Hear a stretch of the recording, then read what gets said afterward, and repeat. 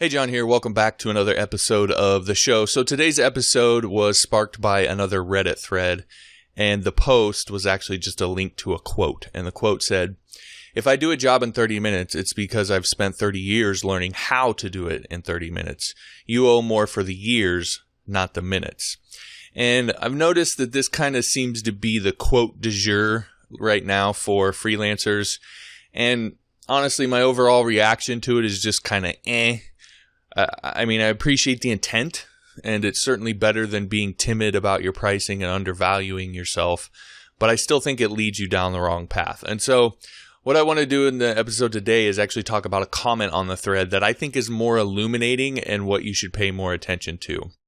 So the comment says, "Yep, skill doesn't mean the job will get done better," which I think right there's a lot of people, a lot of freelancers whose head explodes. So skill doesn't mean the job will get done better.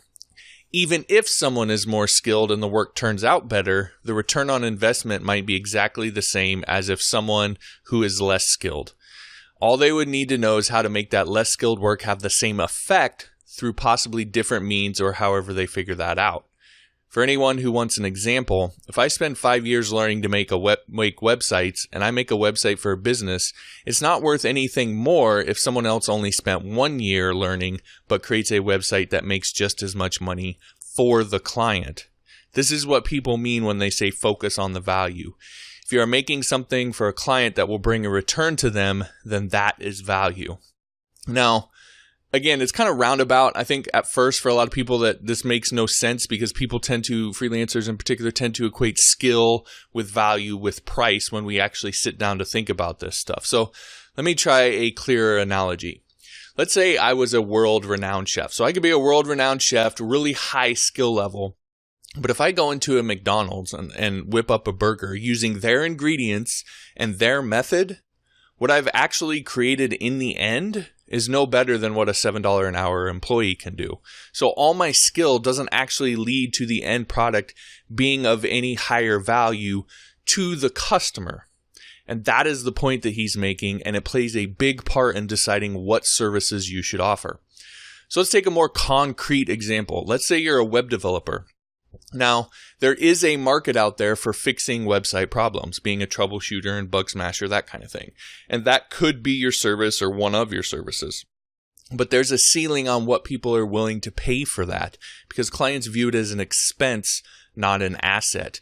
And that ceiling will then always limit what you can make no matter how skilled you are at it. So you could be the best bug smasher and website fixer in the world because you're in that niche and you're offering that service, there's always going to be a ceiling.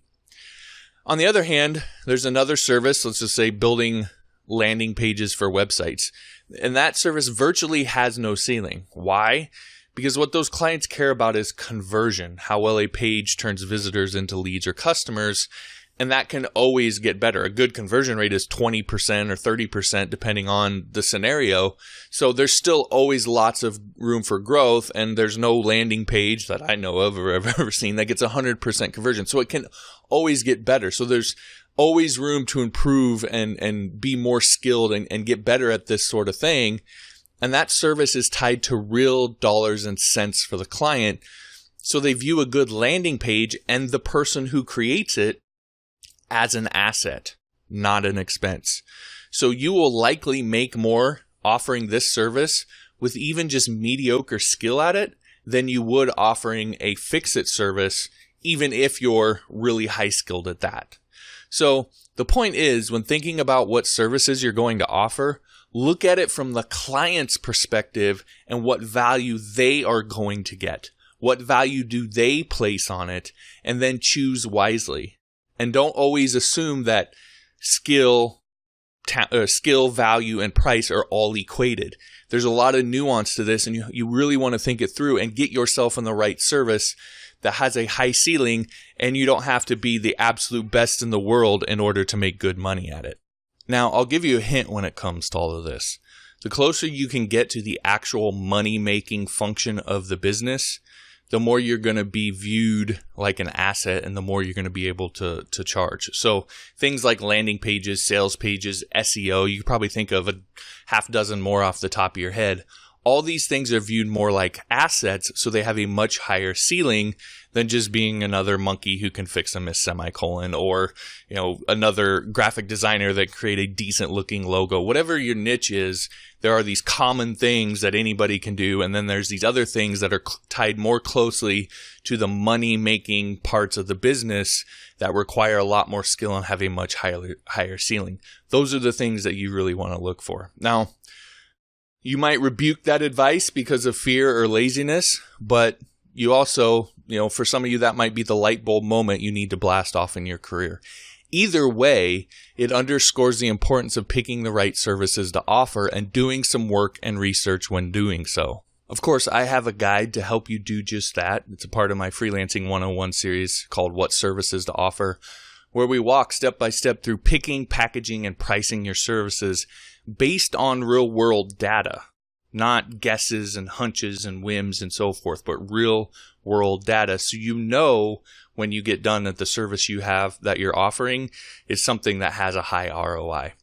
In any case, you can get access to it for free over on Skillshare. All the details on the course and how to get free access are at johnmorrisonline.com/niche.